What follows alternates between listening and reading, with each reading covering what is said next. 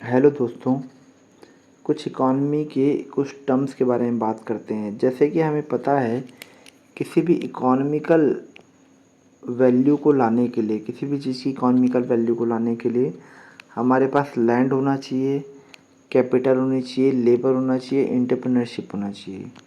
अभी particularly capital के बारे में बात करते हैं। अगर कैपिटल कोई है तो वो कैपिटल की प्रोडक्टिविटी कैसी है उसको पता करते हैं कि उस कैपिटल से क्या आउटपुट आया है, या मानिए वो जीडीपी की फॉर्म में आएगा या फिर और भी किसी फॉर्म में आ सकता है, इनकम की फॉर्म में आ सकता है या प्रॉफिट की फॉर्म में आ सकता है।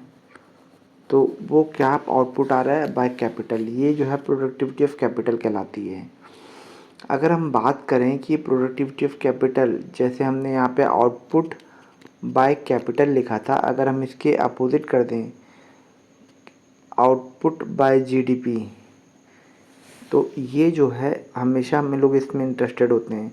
लेकिन अगर इसमें बोल रहा है कि अगर ये हम लोग क्या करें कि अगर हम change in capital by change in output बोलते हैं तो इसको आईओसीआर बोलते हैं, इंक्रीमेंटल कैपिटल आउटपुट रेशो, कि उस कैपिटल के चेंज होने पे क्या आउटपुट होगा, या फिर परसेंटेज चेंज ऑफ इन्वेस्टमेंट में, या इन्वेस्टमेंट इन जीडीपी होगी तो उससे क्या जीडीपी में चेंज होगा।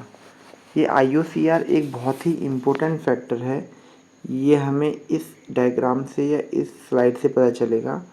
देखिए, ये जो है एक जीडीपी में इन्वेस्टमेंट के लेवल को बताता है कि जीडीपी में इन्वेस्टमेंट का लेवल किस तरह से इंक्रीज़ हो रहा है।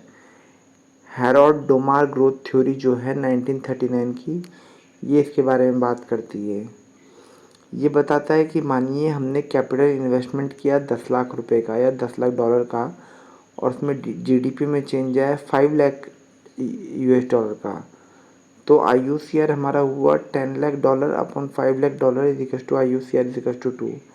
इसका मतलब है कि 2 US डॉलर कैपिटल इन्वेस्टमेंट चाहिए होगा ताकि इकॉनमी में एडिशनल आउटपुट आए 1 US डॉलर का।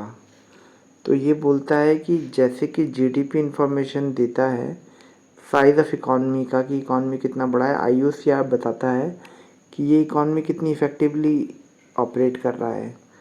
लोअर आईओसीआर जो है मोर इफ़िशिएंट है कैपिटल का और प्रोडक्शन का।